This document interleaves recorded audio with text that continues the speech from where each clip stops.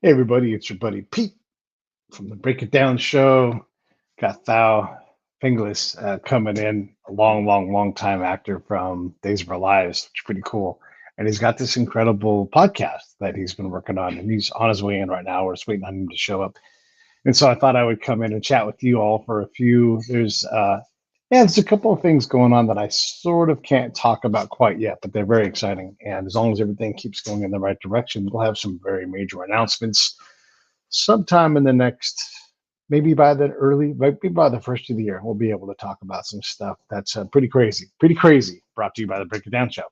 So, what can I talk about? Well, we've been working a lot on the Ukrainian efforts. Why would we do that? Well, we do that because I've got a lot of experience in Afghanistan and Iraq, and I've seen how we do things. Now, this is a slightly different situation because we aren't actually fighting the war directly this time. It's Ukraine and Russia, they're going at it. And so we're sort of fighting this proxy war. We're spending money on weapons, material, that kind of thing. And that's a little different, but we are the same and we have the same kind of playbook that we go from. And so we've been looking at that and how do we deal with the corruption that exists already in Ukraine, the fact that Russia and Ukraine are going to be neighbors, the fact that you have this mix of Eurasia and how they do business and how they're going to do business later on. And you bring in our checkered past and the players from our checkered past who want to do the same things again. How do we clean all that up? How do we get better at that? And there's a lot of people that talk about Russia at all and Ukraine at all, and the various intrigue that goes into that, because uh, you're going to have experts these are out and out experts who disagree vehemently about what path to take. And then if you don't talk about that, if you get shut down politically because there's, oh, I don't know, I disagree with this person or that person. And I notice I'm not even talking about specific politics. I'm just saying if you spent your whole career talking about this one facet of Russia and why it matters, and another person talks about this facet of Russia and why it matters, and they don't agree, well, it makes it hard to have a coherent policy. Then you mix in our own incoherent policy and politics, and it gets to be very interesting. So we've been spending a lot of time talking about that because it is the biggest story of our time. Now you mix in the environment and all these other things, and it just becomes a fascinating story that I hope that you all find to be interesting. I know a lot of people, and those people know a lot of people, and these folks don't commonly talk on the air. We had a episode recently with a guy named Hijaz, who was from Afghanistan. He doesn't live in Afghanistan anymore, but he worked for us in America. He worked for the Afghans in the Afghan government. He's an Afghan dude, and he looked at, as part of his job, he looked at the corruption, the stealing that was going on, whether it was done by the Afghans or it was created by the Americans. And when you talk to him and he sees how the systems don't align and the outcomes don't work, we have to understand that stuff. And so we had him on. He doesn't talk to people normally. He writes things, and you could certainly go look at his writing online. But does anybody? Does he get the kind of reporting that gets into the big news networks and channels? Nope. He's not one of those voices. But who's more qualified to talk about Afghanistan than an Afghanistan kid who came up and worked within the government for the highest levels of the government, and can talk specifically about why things fail, why things work? Well, so I go out and I find these people. And if that stuff's fascinating to you, then great. And then there's a little link down below, PayPal link going by. And that's where a lot of folks support me. And so hopefully we'll have a chance here to talk to Thaao. Hopefully he's coming. I've got an update here. He's coming in. Yeah. All right. Um, yeah. All right. Let me just respond to this real quick.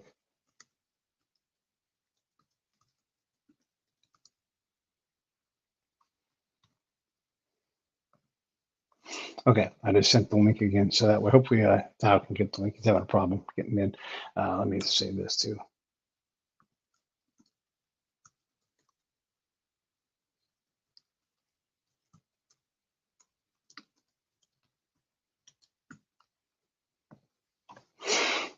Anyhow, so I've been talking about Afghanistan. I've been talking about Iraq. as lessons for Ukraine. And the reason why I slowed down to say that, I was thinking about policymakers and when our people who pick policy, when our people who try to apply theory to the policy, and that's then turned into tactics. Um, there's no penalty when the people who make that conversion at the very top. There's no penalty when they're wrong. When the Bush doctrine fails, where's the penalty? There's President Bush, there's President Obama who follows that. Is there a penalty for those guys? No. Is there a penalty for the people that have stars on their collars? Is there a penalty? No, not really. Those guys get paid. That matter of fact, they continue to get paid. They go on boards of companies. Oh, yeah, everything you did worked. But somewhere along the line, somebody has to be held accountable. And so we look at these policymakers who say, hey, it's a universal value that X happens, but they can't prove it because it does. You look back and you're like, hey, we did all that stuff and it didn't work. So where's that accountability? One of the things we've looked into a lot is oligarchs, because we hear this word oligarch. And one of the things I've realized from looking at a lot of news articles, European news, American news, that the oligarch term is really just a cudgel to beat on people that we don't like. And the thing I know that when that happens is we don't know enough about the local news, the regional news, about business people there, and we beat on people that we don't like. And I'll use Elon Musk as examples. A lot of people don't like Elon Musk just because he doesn't align with their beliefs, and so they'll hit him with a cudgel.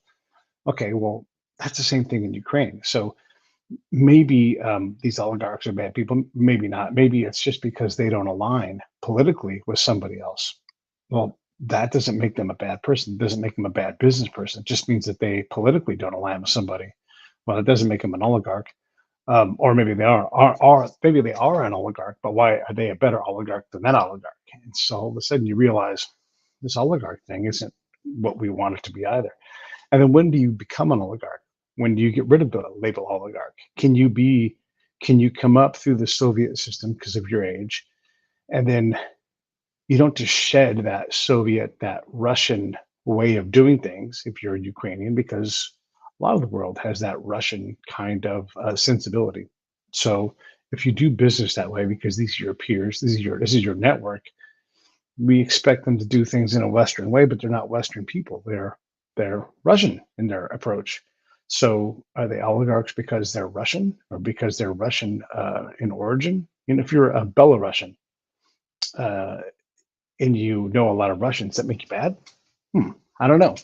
So we tend to put everybody in the same category, oligarch, and that's not sophisticated. It's not elegant, and it's really kind of, again, a cudgel. I don't like oligarchs, and we've just got to do better than that. And so you have all these names of all of these different wealthy people in Ukraine, and you start to realize the information on these guys is incomplete at best. And then when you dig in deeper, you're like, okay, there's a guy named Pinchuk. He's very wealthy, and he marries into a family that's got even more money than he had. He really didn't have any money, and he became wealthy. And we sort of like this guy because he's friendly to Americans. He's friendly to the right Americans. He buys. It's a guy who does balloon art, and he builds like 10-foot tall balloon art. It's not balloons. He just mimics that with his sculpture. His last name is Kuntz. So you can look him up. Very famous modern art guy. And well, it's interesting because Pinchuk delivers money to the American arts because he goes to galas, because he contributes to the right think tanks and everything. We like that guy. He's a good guy. He's a billionaire philanthropist instead of being an oligarch. But how did he make his money? Well, he married into a family. What's that family's source of money? Oh, yeah, we have a problem. So when you dig into these things, you realize that Thao's coming. He's just working on trying to get his computer to work and everything. We realize that here he comes. We realize that the term oligarch and business person is really quite nebulous. Hey, here's Thao. Hey, man, how are you? I was just filling some time talking about some of the stuff I've been working on. I appreciate you coming on the show. I'm sorry about that. I've been waiting since 1:45, thinking I had the right link, and then I'm on Chrome, and obviously I was on another show or something. I don't know. I mean, I don't understand all these complicated, different places that you have to go to. I don't understand why it just can't be that simple. It's like the easier it gets, the more complicated it gets. I mean, Do me a favor. those of us from a certain era didn't grow up with technology. We grew up with knowledge.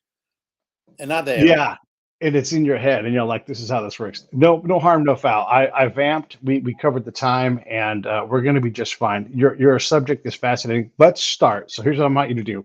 I'm going to point at you. That'll be your cue, and you'll say, "This is Thaao Penghlis, and you're watching the Break It Down show." You ready? Here we go. Bam. Hi, this is Thaao Penghlis, and you're watching the Break It Down show. Thaao Penghlis has a fantastic. So look, Thaao is a fantastic actor. If you aren't aware, go look at his IMDb, and you'll be blown away by all of his experience.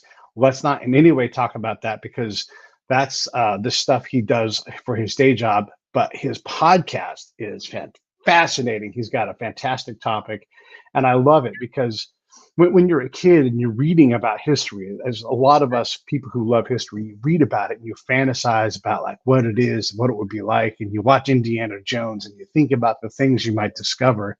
You found a subject and got permission to go into his archives. And I'm going to show you right here. I thought you would appreciate this. I got to meet my grandfather, who was a World War II Hellcat pilot, right? He's been dead 20 years, but you know how this goes. I got to meet him and read his World War II letters from him and his wife as he went through training to become a pilot, right? And I got to go through all this stuff page by page, and it's fascinating. So let's introduce your podcast and talk about your subject. Great. It's funny. It's been 20 years in the making. I started this whole journey when I read a book called The Greek Treasure, and it was about Schliemann discovering Troy. And I went to my director, Milton Katselas, who was my teacher at the time, and I was his assistant. And I said, "You should make a movie of this." And he looked at it and he says, "Yeah, it might be a good idea." I heard that Columbia had bought the idea, and then I kind of left it aside. And then I went to visit the museum in Athens, the archaeological museum, and this gentleman came running to me because he was a fan of Mission Impossible, embraced me and saying, "You've given us such pleasure over the years. What can we do for you?" And I said, "I'd like to meet the Minister of Culture." And then when I met the Minister of Culture, which was the next day, he said to me, "What can I do for you?" I said, "I'd like to go to the Gennadius Library and get permission to see all those letters and diaries of Schliemann." And after having read, the Iliad and the Odyssey, and realizing that Schliemann always believed that the Iliad was a map to finding Troy. And so it was the same thing as what a man called Biddlestone today found the Odyssey as a map to finding the true Ulysses Island. So these scholars who were from the 19th century in the 1860s, and then you have a man from 2015 having the same kind of ideas 100 years apart, basically, and conquering the idea and bringing those myths into and putting flesh and on the bones of these characters. And so once I got into it, I couldn't stop, because I found that it was unlimited, the amount of information that was there. And then I read 9 books on him. And then I went to Troy. And then I sat at the edge of Troy and I looked out at that Troad where, in 1250 BC, the Great War between the Greeks and the Trojans that went on for 10 years took place. Now it's just like a swamp yard. And it was, your imagination soars because you're in that place where a phenomenal history that still resonates today exists. The history that still resonates too. Like, this is not a young history. This is an old history, but we've seen different versions of Iliad, Odyssey. Either of those stories have been told over and over and over again. Or Menander, right? Like, he wrote every sitcom that's ever been done. We've just redone. We don't even know all the Menander stories, but these are things that are still with us. We just have lost, in many cases, the connection to the Grecian roots and these wonderful, Homer and Menander and all these different people who did the comedies and the tragedies. I mean, how many times have we told the replacing my life with a dead person, and done that that story, like all of this stuff. So not only just Troy, but all of this Greek culture and history, it's just all around us. Yeah, and they're discovering it more and more. I mean, what he did, Schliemann in Mycenae, where the Trojan War began with Agamemnon, all those tombs, when he found 5 of them, they've now found 13 today. Wow. And they just in 2020, they found 2 royal tombs, just like the ones they found, that Schliemann found in the 1870s. And in those tombs, all those swords and the gold and the masks. And I mean, you know, so it's, Mycenae is full still. We still haven't uncovered all that's there. So that's why the LiDAR system, which they use to penetrate 4 feet beneath the earth, Yeah. there's so much to discover. And so the history of the ancient, I don't know why stories have been forgotten. You know what I mean? I mean, we don't even know the true story of the Christ, you know, unless the church has manipulated it. We don't know those stories. We don't remember what happened 5 years ago, you know, in today's marketplace. I don't understand. So for me, history is to remember to pass on those things we've forgotten and to reactivate the memories of those wonderful explorers. You know, they were godlike in many ways, the way, and that's why when you look at what movies have been based on, are those myths. You know, that's why we have those heroes. We don't have heroes today. Yeah. You know, maybe we need 100 years to look back and see them. Yeah. But we're looking back at, you know, 3,500 years. I mean, look what they're exploring in Egypt. I mean, you know, it's absolutely phenomenal, you know, and it goes on and on and on. But, you know, I think it's like you get a taste of something and you say, oh my God, I didn't know it was going to taste like that. That's fantastic. Then you want it again. So I believe in the same thing in history. How do the storytellers perceive history and then pass it on with interest? Because a lot of people don't know how to tell a story. They have too many bridges in between their conversation. And so they don't know how to have a point of view and go straight forward, because people are always trying to remember and then the conversation drops and you lose interest. So storytellers like the ancient ones, which were called the bards, were the ones who kept that history going, because it was an illiterate age at the time of Homer.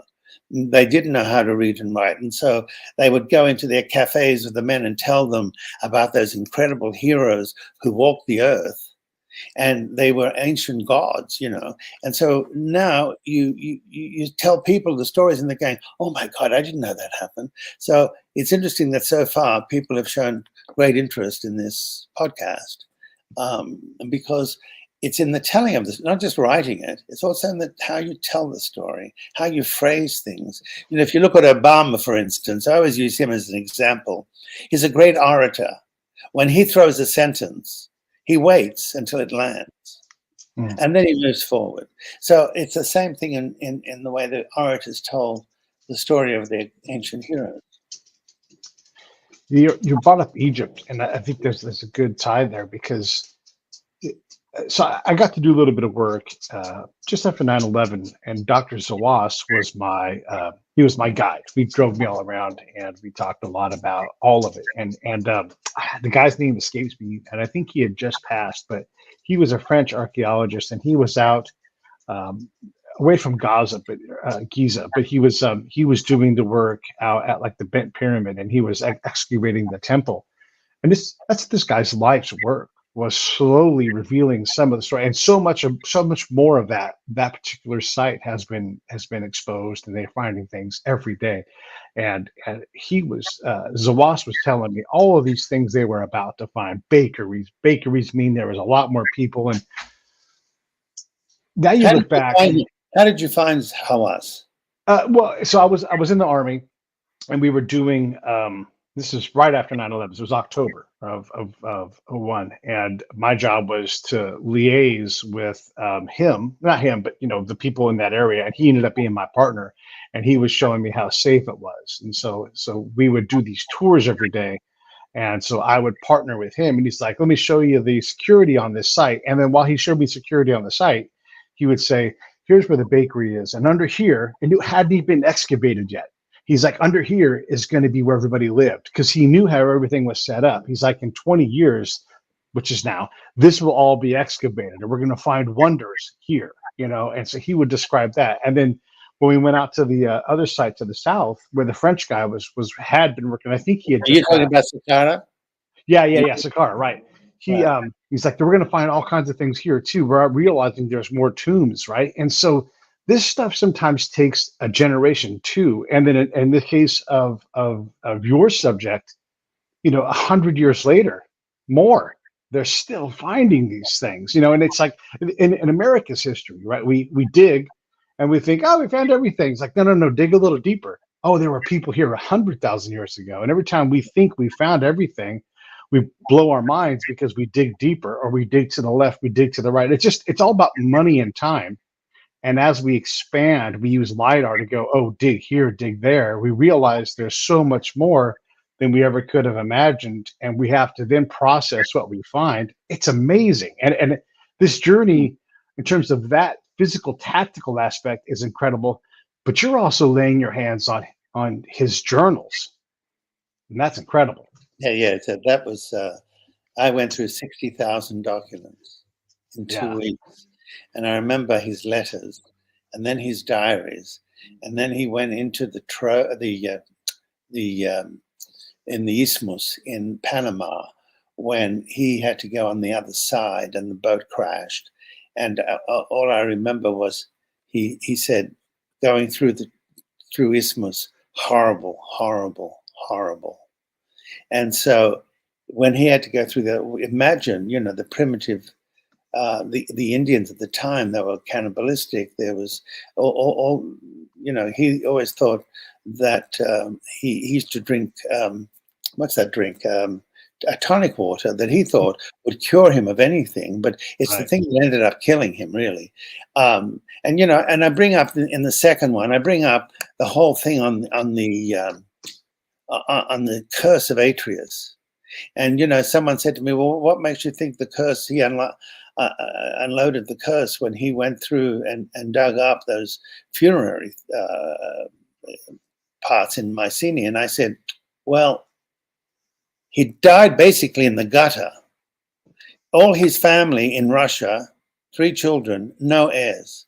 In Greece, his daughter and son, children, but no heirs. And then Schliemann, who was, his treasure that he gave to Germany was stolen by the Russians in the Second World War, and they never gave him credit. And when they found him in the gutter in Naples when he collapsed, they didn't know who he was. And his pockets were empty, and they found a card from a doctor. They called the doctor, and the doctor then recognized who he was. But he never saw his family again. He died basically looking like a pauper. And that's why I believe that, that curse continued and died with him, hopefully. But, it's a phenomenal story of how a man a young man at the age of 8 said to the world that he was going to find the treasures of Troy. And then 50 odd years later, he did. To have a kid dream that and then bring it alive and then here it is, even though he was wrong in what he found, because he thought the treasure that he found belonged to the Trojan War period, but it was done in the early Bronze Age, which is 2500 BC. And so, I loved the way the treasure was stolen and disappeared from view for over 50 years. And then suddenly Kinsher and Kozlov, 2 curators from the Pushkin Museum, happened to be shredding papers. And then in one of the sheets, it said Schliemann's gold. And they went to the box. When they opened the box, there was the treasure. And so they exposed it when they sent the information to the American Arts magazine.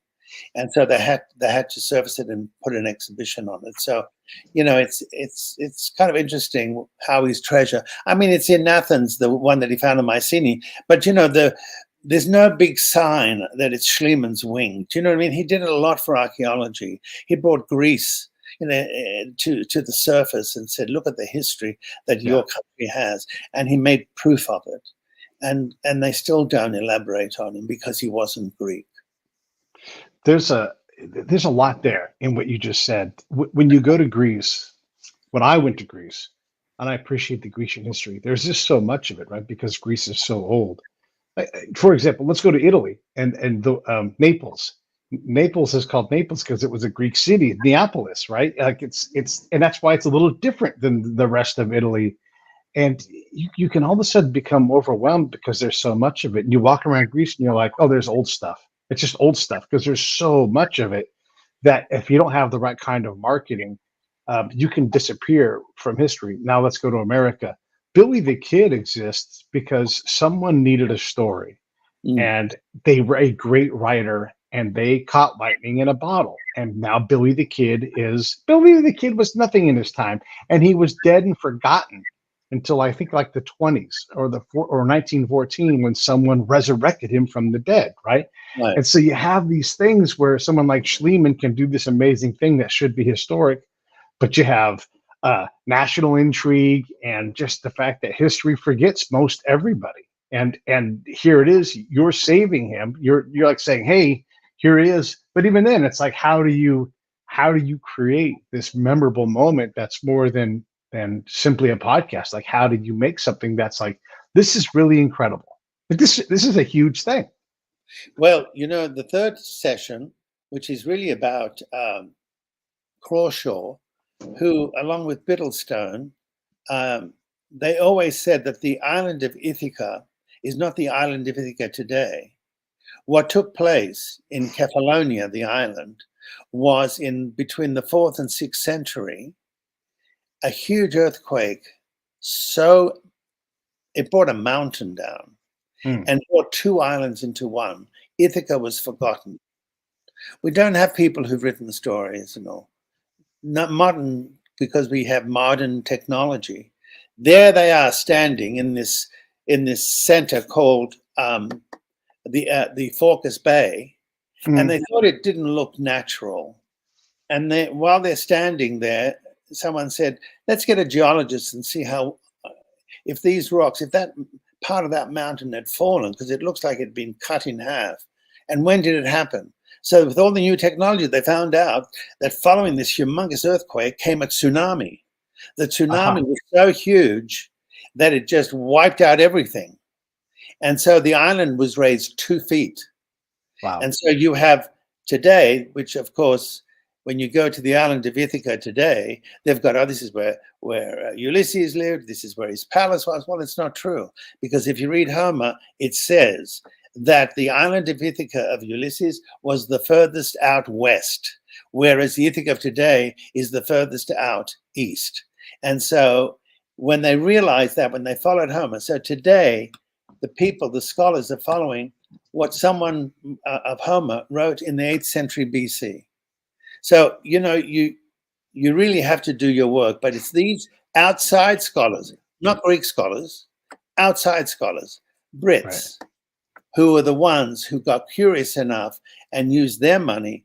And so I got invited by accident to go there. And I had an entire day of climbing up and down Ithaca, the real Ithaca, with Crawshaw, the scholar, and the explorer.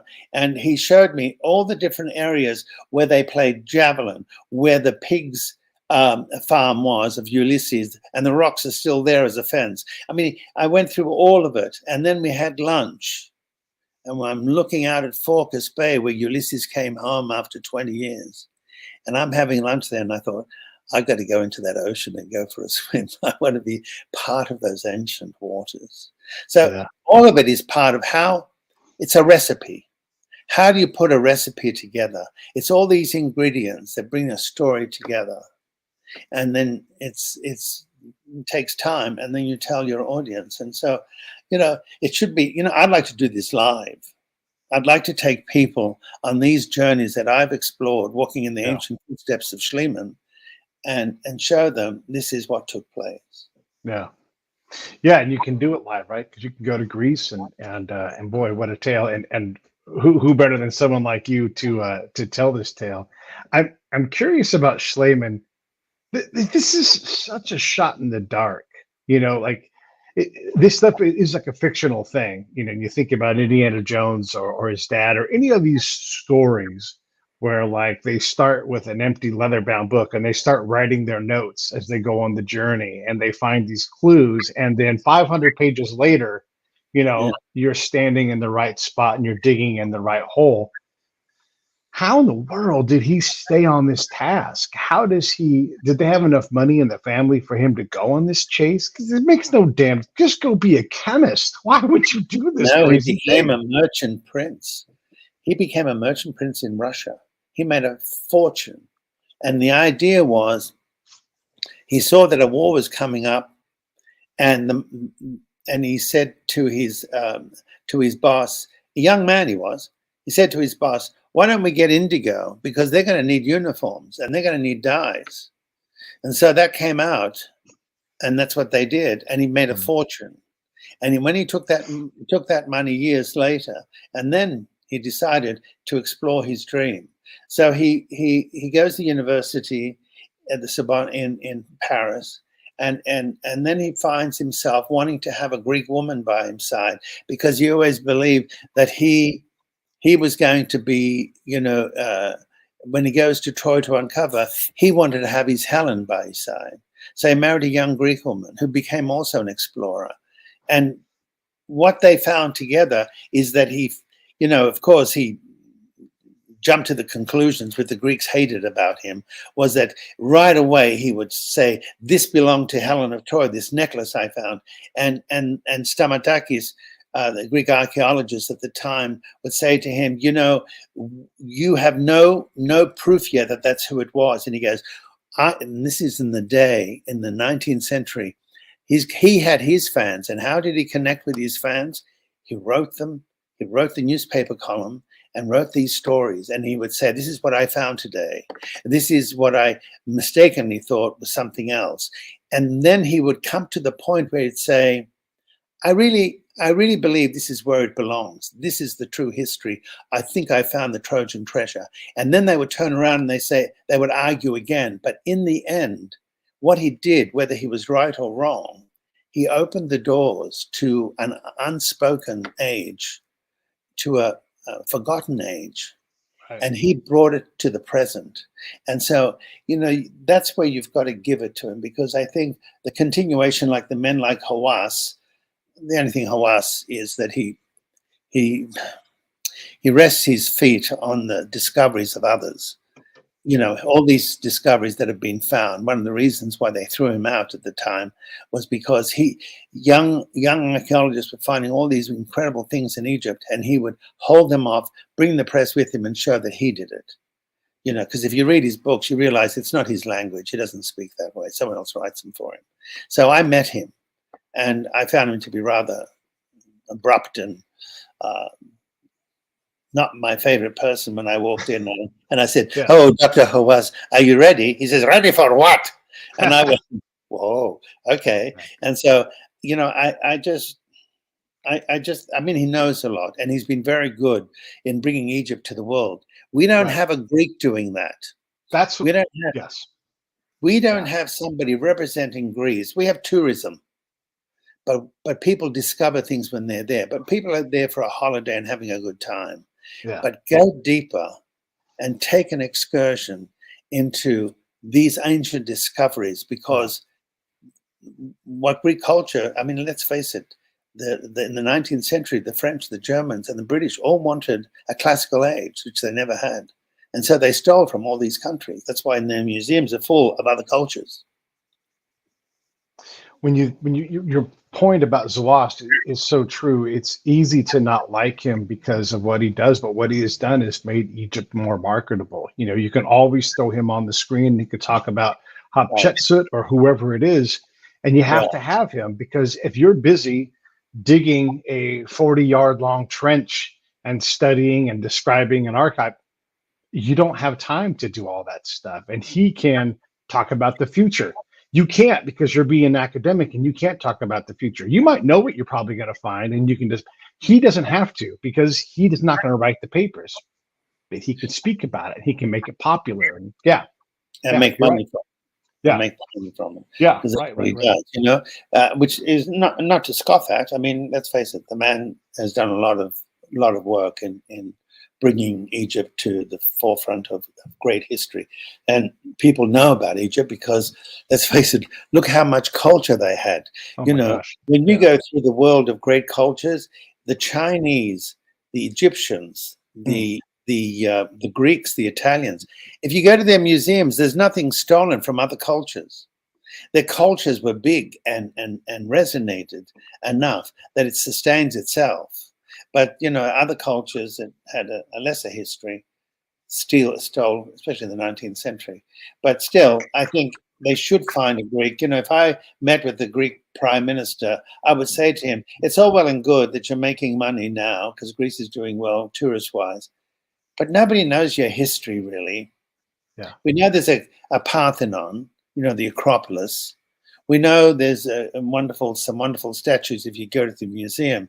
But what about the mysteries of the ancients, the way Hawass has brought them and made stories out of them? Right. You know what I Right. mean?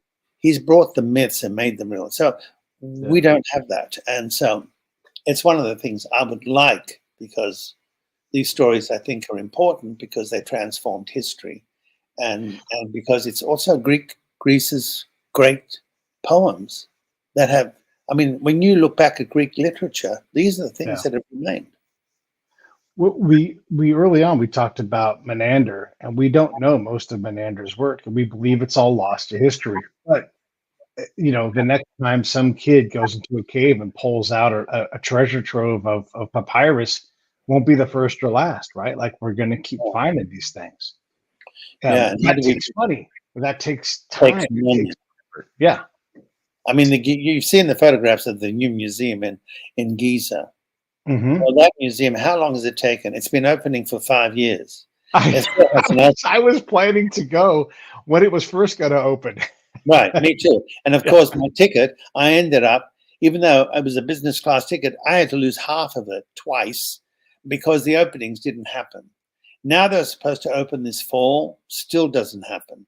And now I'm thinking, you know, COVID's hitting Egypt.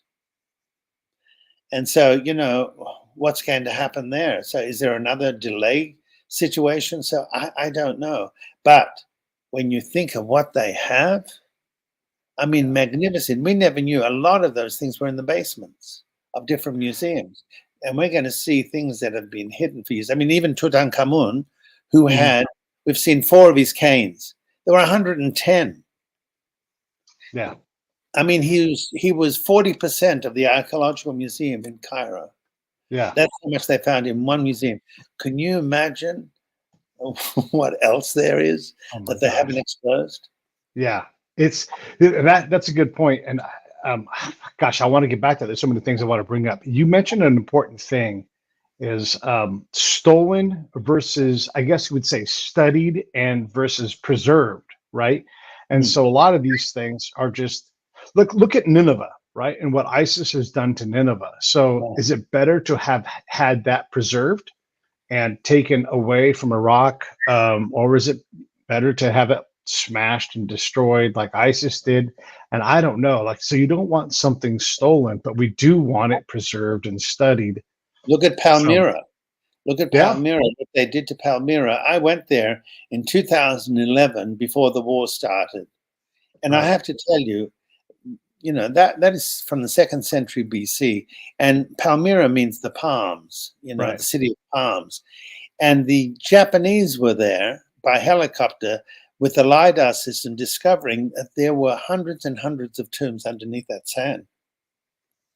And I remember going into the great, great temple there in Palmyra. And as I went in, I looked at the ceiling, still preserved, a cobalt blue ceiling painted with all different astrological scenes on it. They bombed all that. Yeah. They totally do it. There is an ark that was just, your battery's gone? It's all right. Keep going. I'm still here. They found so much extraordinary things. And what they did to that archaeologist at 84 who wouldn't reveal where their treasures were hidden, what does he do? They take the man, they put him on a cross, and then after that wasn't enough, they cut his head off. I mean, this is the kind of ignorance Yeah. But what he did that was very smart, he duplicated the statues. And those ISIS men didn't know the difference between a modern copy to an ancient. So they thought what they were destroying in the museum were the ancient copies, the Right. originals. And they hit them down with hammers and machetes and everything, not realizing they're all fakes. So this man preserved his history because it only takes one. But look what he did for this country. Yeah. Even though they blew up the temples. Right. But they So there don't. does have to be that balance, right, of preservation and discovery and Foresight. Yeah. You got to know that those temples, with what's going on today. I mean, I went through Egypt, and they stopped me 8 times crossing Sinai Desert because I went to climb Sinai and also go and visit the monastery of St. Catherine's. Right. And they stopped me, and I didn't know why until the next day. I opened the newspaper, and they had found all these different cells. And one guy with a bag was running across to the Karnak Temple, which is the biggest open-air museum in the world. He was running there, and his bag was full of bombs. He was about to blow up Karnak Temple. I mean, where did these people come from? Who knows? Yeah, terrible. And so that's why we have to have preservation. I mean, there's not enough, but it takes money. And these countries are poor, rich in history, but poor in finances. So let's go back now to the other part of this. Again, you're sitting with the archives, 60,000 pages, and you know what that's like. I went through my grandfather's archives, and he's just a humble man, who was, he lived down here in Orange County, right?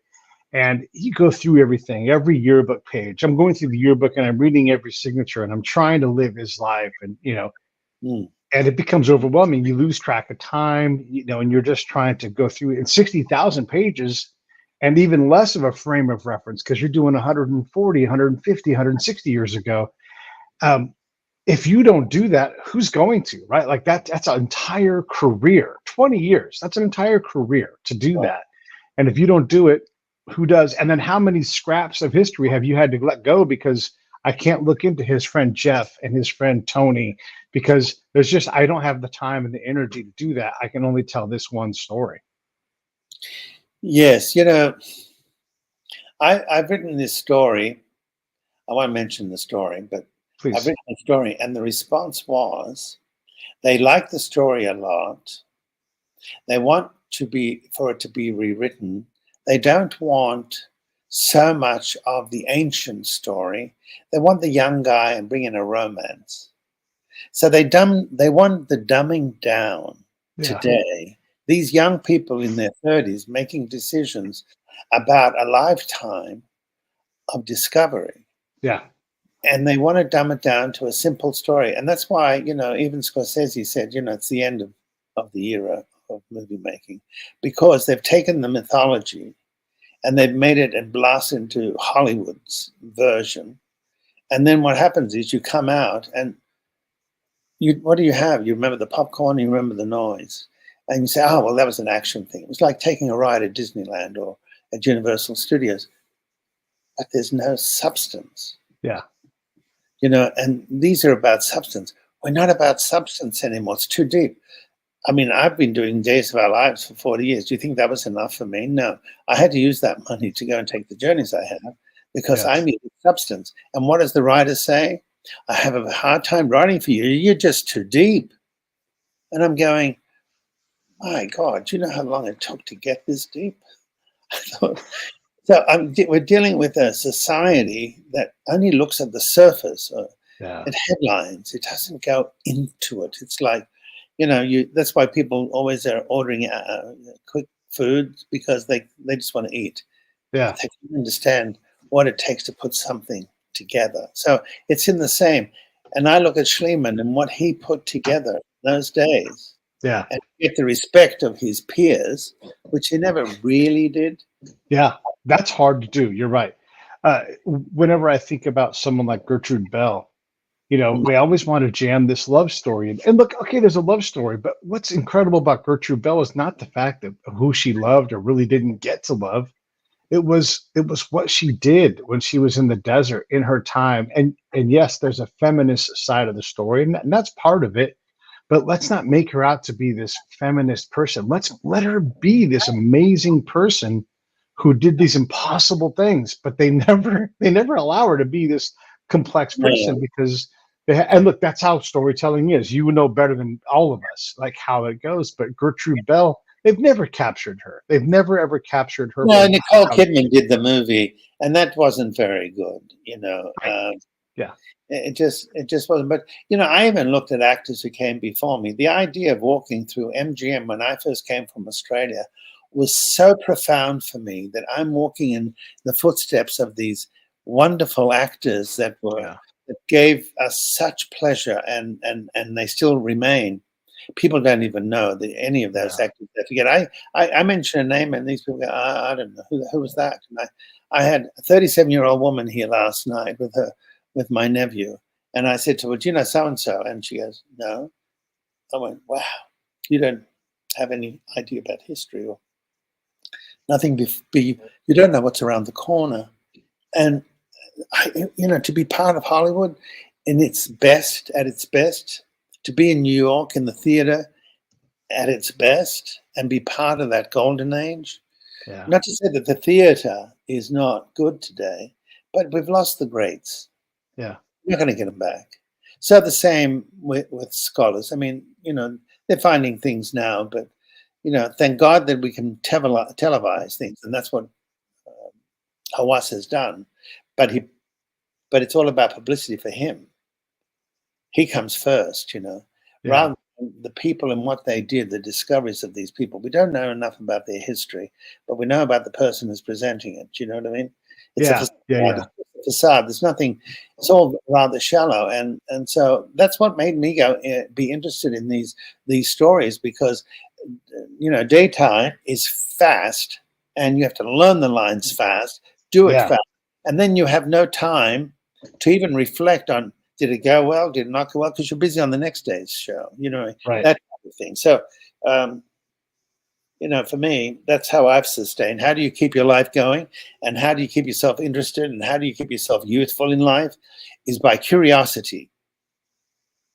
I will say this, though. This is a time where, if you can put together a reasonable amount of money, and I'm saying this to you and I because we know that number in Hollywood really can be a small amount of money to someone who lives in Spokane. It would be an astronomical amount of money, but a reasonable amount of money, you can get a documentary made about Schliemann, and you have to get it funded, but you could take that and look at all the outlets, Tubi, Hulu, HBO, and you can sell it to one of them, and if it does well, then you can indefinitely sell it to it, and then Schliemann's story can exist. And there's enough of a history audience that, if you can look, every project is impossible, so I get that, but there is an appetite for these kinds of things.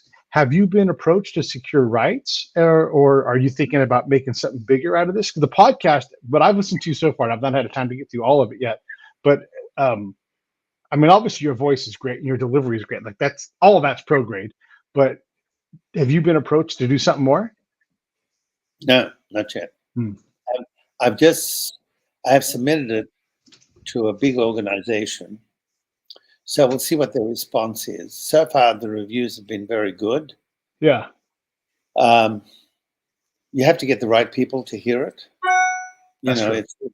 It's these days, idea of history. We're not into that. I remember years and years ago, I came up with the idea of an ancient story. They said, "Oh, no, that's too old and we don't get it." Well, 5 years later, they were doing it. Yeah. When we look at successful shows, why did Game of Thrones become so successful? Why did these series? It takes one person with the idea, but to get in the door, you've got to. How do you start if you've not got that part of your life is not part of your history? Yeah. It's something new, so you're a novice at it.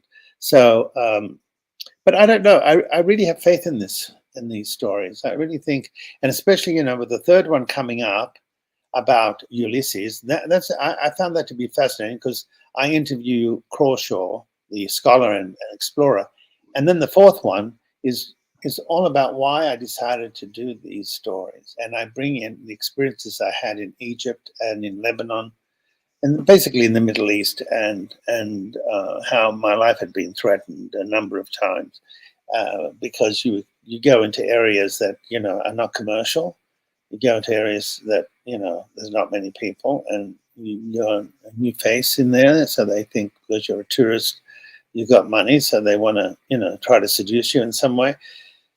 So it's just it took me a long time to write this, in the last 2 years, to write all these pages that I did, because I had to think it out and how to make it into a three-parter. And then I thought, well, no, there's another part here.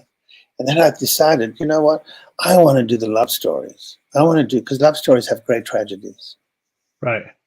And that's, and it's historic. Love stories are historic.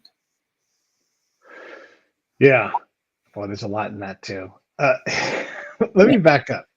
When you have your hands on the papers, the journals, the letters, all of that, did any of it, look, you're an artist like I am, and it's easy for us to get sucked into the time machine. How often, what papers, what documents had the most power? Which one of those things moved you out of the room the most?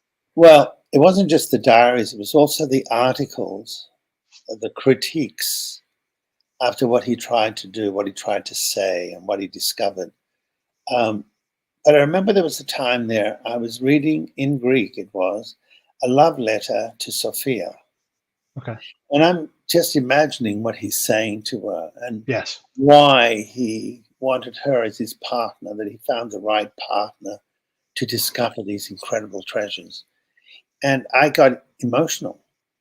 And there was a woman in the same room who was an archaeologist, because in order to keep everything safe, someone had to be on watch. Yep.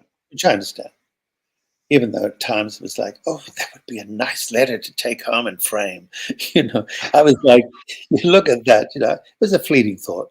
But she looked at me and she said to me, oh, yes, I got emotional too. They're incredible stories. And so I when they wrote the articles, and don't forget, it's 19th century, the thing that got me when he died was every important person in Europe attended his funeral.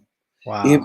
Even the Prime Minister of England. Wow. And he was in a black carriage with 6 black horses, with thousands and thousands of people and dignitaries. That got me emotional. And I have to say, when I went to his house, the house of Ilios in Venizelos Street in Athens is now the Numismatic Museum. I went through the whole house before it became a museum. I got permission to enter it by the Minister of Culture. So I sat at his study. I imagine what it must have been like when he was writing. Imagine what it was like when he walked down those stairs and all those dignitaries were waiting for him, and there was a ball going on.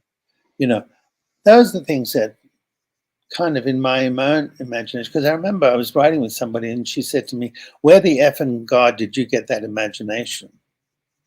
Well, one thing those stories do, when you give yourself the time, you sit there and suddenly your mind begins to expand, and you see these things that you wouldn't have. You've got to take the time though. Yeah. And when you see these things, you're going, oh, and then first is you see it, then how it affects you, and then it becomes emotional. Yeah. And that's why even sitting at the edge of Troy got me emotional. Yeah. Because 3,500 years ago, this great war took place. And I'm sitting there as a witness and being part of that history. I think this is going to resonate with you. So I'll take a bit of a leap here, and we'll see what happens. So again, this my grandfather that I met has been dead for 20 years. I used to live in Chicago, and the Great Hall in Union Station has always moved me. I've always spent extra time there. Even if I was on my way to somewhere else, I'd sit there and I would appreciate it. And something about that space has always told me that there is something more here. Maybe it's because of Untouchables. I go to that staircase where like they filmed that Potemkin Steps scene. I don't know if you know what I'm talking about. And if anybody doesn't know Untouchables, there's the baby carriage scene that comes from another movie. It's basically like almost frame for frame the exact same thing. But in that staircase, there are bullet shots like that they've repaired, and you can. It's crazy. I don't know if those things all go together, but that whole room is new. So anyhow, it turns out that my grandfather did his aircraft carrier landing training in Illinois, which a lot of pilots did in World War II. And he was returning from that on Christmas Eve of, I guess it would be 44. And that Christmas season, the Saturday Evening Post, the cover of it is painted by Norman Rockwell. And that cover is Union Station decorated in Christmas. And so the cover of the Saturday Evening Post is the place where my grandfather is standing. And currently the newspaper headlines are the Battle of the Bulge, because that's going on. And so I look up the Battle of the Bulge for the Chicago, I think it was the Tribune at the time. And so my grandfather's walking through this train station that I have walked through. So I can, in my mind's eye, I can see like whichever way he went, whichever side of the tracks he gets off on, I know the pathway he's walking to go to the train. I know like the newsstand that he's walked by. I can be there. I can be there in that time. And I don't know if it's because we have this connection, and maybe not, who knows, but it's easy to allow that to be a thing and really transport yourself into. So I don't know if I said this clearly. The station asked Norman, like, how are you going to paint the decorations? We'll decorate to your painting. And he's like, well, I'm going to decorate it however he's not like, no, you tell us how you're going to paint it and we'll match. And so the decorations in the hall match the painting because they pre-coordinated. So like he's in this painting, he's living this thing, and he's going off to this war that's represented in the newsstand. He's going off to the Pacific, but either way, he's about to deploy, and he's in this moment. And I've always felt the connection to that building, right? And it's history. And he's got this little snapshot sliding by. I didn't know if you'd felt anything like that, but it sounds like you have experienced similar kinds of things. While you were saying that, I was tracing the footsteps of Alexander the Great. And there is a place called Sur in southern Lebanon. And I was driving down there, and I said to my friend, who was my driver too, I said, wait, I want to look at this building. Look at those bullet holes. Look at the wars that took place here. I mean, it's all there for you to witness. It's like when you get to Berlin, that's still there. But you see those bullet holes. And I was thinking, wow, I wonder how many people had died here. And as I'm doing that, the car door opens my side, and this man with a face like a bull picks me out and throws me against the wall and accuses me of being the Israeli spy. I mean, with his fist in my face, up like that, screaming at me that, you know, I was in their country trying to infiltrate, you know, Hezbollah. Yeah. And wouldn't you know it, it was a New Zealand peace trooper who recognized me. And he comes up and he goes, what are you doing? Do you know who this guy is? Do you know what this guy's done? Do you know he's and he goes, what do you mean? What do you mean? He says, he's not and he says, he's an Israeli spy. I know. And he says, no, this is an actor. So he saved my life. So I said to the peacekeeper, I said, can I take you to lunch? You know, just to explore this. And we did. And it was, it turned out to be a wonderful experience, but oh my God, it was frightening. But you know, you see your imagination, you see something and you want to stop, and you can't always do that because you've got to see your surroundings. And I eventually went down to Sur, and I saw the biggest hippodrome outside of Rome, where they used to do the racing, like in Ben-Hur. Yeah. And so the ruins, they haven't been kind to the country, is not. They haven't taken care of their history. Right. I mean, the weeds are, you know, up to here. But, you know, I've been into territories. You never know what's going to happen to you. But, oh, my God, I still survived it. And I still think to myself, I was part of that history, you know. Yeah. So, that's the other thing about it. People always say to me, aren't you afraid when you go to these places? And I said, I was in the beginning. I did Yeah. I can't say I didn't. And sometimes I didn't want to go back to Egypt because I always felt there was some crook. And but yeah, it was, life brings you the obstacles. But once you can conquer those obstacles, it's amazing what you can find on the other side.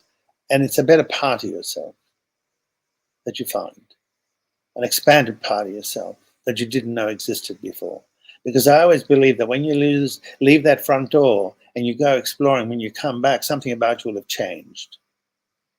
And I always found that. And that's why, for me, growth has been important. But where do you put all this? So that's why the podcast became something I can put my energies into.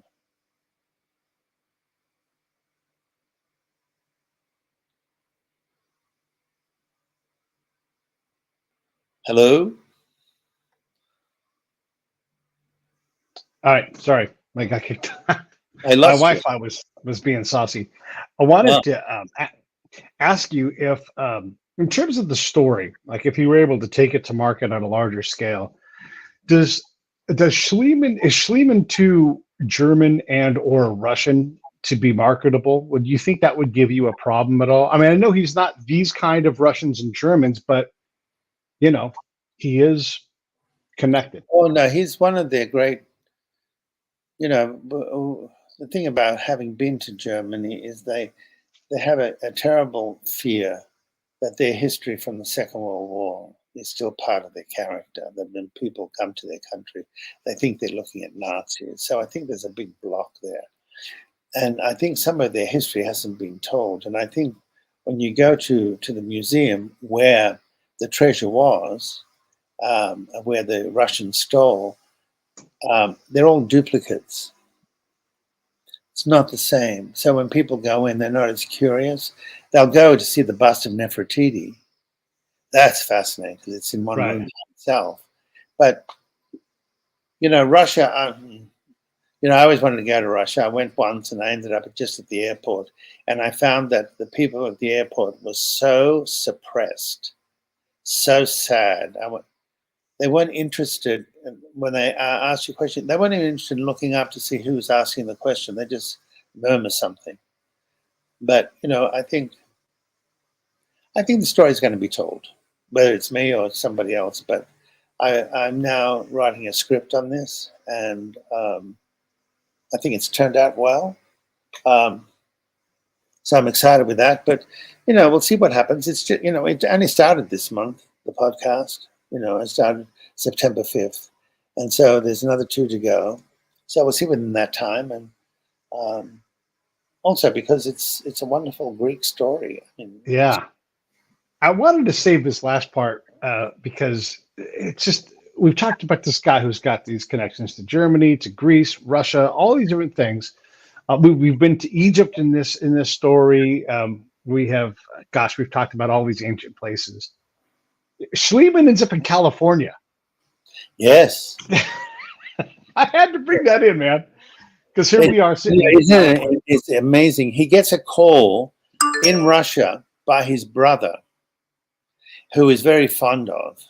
And he says, you must come to California because I'm discovering so much gold. He was an agent for collecting gold and buying and selling. So when he goes, by the time he gets there, it's taken him 3 months. He had to go different ways to get to California. But at that time, there was a disease running through. There was some kind of virus. And when he got there, his brother had died. Wow. By the time he arrived there. And he wanted to see, and he says, oh, we buried your brother, and he's buried here. And so he went, and he says, I must send his remains back to Germany, to a place called Ankenshagen. And so they dug up the body, and then he looked at it and said, that's not my brother. It was a skeleton. He said, how do you know that's not your brother? He said, because my brother didn't have teeth. That's the way he was able to recognize that skeleton, and that his brother disappeared somewhere. Never found him. And so he decided to stay and be in part of the gold rush and he made quite the fortune. And then one day he caught, from dirty water. What's the Cholera. Cholera. And he got really sick, and he started to hallucinate. And he thought people were all after his money, and he was getting all crazy about it. And so he decided to wrap up things after he'd made a fortune, and then he went back. And that's where the story goes, where the ship is wrecked, and he has to go through the isthmus carrying the gold. Wow. Through the jungles, and how he survived that. I mean, it's amazing. He died at 67 in 1891. But that was sad. That was sad in the way he died. And when he was sent back home, on a ship in a lead casket. And she, Sophia, waited for him in Piraeus at the port, wearing the duplicate of the treasure he found in Troy, of the 16,000 pieces of gold that he had made for her as a duplicate. And that's what she was wearing when her hero was coming home. Wow. Yeah. Is that romantic? Yeah. Come on, that's a movie, man. That's a movie. Yeah. It's crazy. I'm not going to keep you too much longer, but it's crazy when you look at the history and when people try to take modern people and say, oh, this old person could never do that today. If you tried to take today's person and put them back 150 years ago into California where you get cholera, or like Ulysses S. Grant, like, oh, the ship sank. Get on this next ship. Oh shit, that ship sank too. It's like you can't fathom how hard it was to stay alive with all of the different maladies. It was just so hard to even stay alive. You see the crime today. Look at the crime today. Yeah. I mean, Pete, it's just, and you think, well, what was it like in the 19th century? Well, we didn't have the policing like we do today. And we didn't. But still, there's always a crook. Doesn't matter what happens, there's always a crook. Yeah. There's always somebody who's going to take advantage or want what you have worked hard for and steal it from you. Look at Hollywood. How many? Oh my gosh. Now that you've got to sign these documents, which I had to do the other day, where they basically claim that, if they decide to do it, if they do it in the future without you, they already thought of the idea. It's just the way things are. When I did Mission Impossible and they sold Mission Impossible, Paramount did to FX, they sold it for $1 each, so we wouldn't get residuals. You see what I mean? It's all that creative bookkeeping. There's always crooks. You know, and the artist is the one who ends up at the bottom of it. That's I'm sure that's all going to get worked out with the writer's strike coming to an end. I'm sure that's all going to be good. Not going to be any problems at all. Well, I hope so, because it's not just the actors; it's the people who work with the actors. It's the people who do the foods. It's the directors. It's the writers. I mean, all that is all part of the package. People just see the final product. It's like me serving food at the table. They don't know what it took to put all the ingredients, get all this ready. They just eat it and say they like it or whatever. But, it's all based on people not having any kind of curiosity. They just see a finished product, but they spend money to witness a finished product. That's the difference. Yeah, for sure. Well, everybody should go check out the podcast. I think it's great. I can't wait to hear the next episode. When is the episode 3 dropping?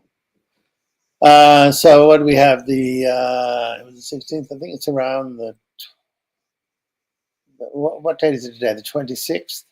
26th, so it'll be 2 weeks after this Tuesday. So it's every 2 weeks. Every 2 weeks, okay. So the last episode dropped on the 19th, and then in the early part of October it'll drop. Yeah. I every one of them is different. I've tried to make them different, but it's all part of a trilogy and the conclusion. Nice. They're really fantastic, and I appreciate you taking the time to do it. Thank you. I know what an effort it is to try to draw a thread through all of these things, because again, the life is so big and outsized. I mean, I don't know how you do it. It's great. You know what it is? I tell you what it is, though. One day you wake up and you realize that the inner part of you knows where it's going, And that voice is the thing that goes on the page, that inner voice. When your ego comes in, it's where it stops it. Yeah. If you are connected to a higher place that we all are, that's why we go and pray and do what we do, is because the source is coming through us rather than from us. So I enjoyed the process, and thank you very much for the interview today. Yeah. Everybody go to wherever you listen to podcasts. It's there. I put the Spotify link on the page. It's in the notes. If you guys look there, and if you can't find that, just DM me and I'll send you guys the link. Stand by for a second, Thaao. I'll be right back. And I'll say goodbye to you by myself here. Hold on. Okay.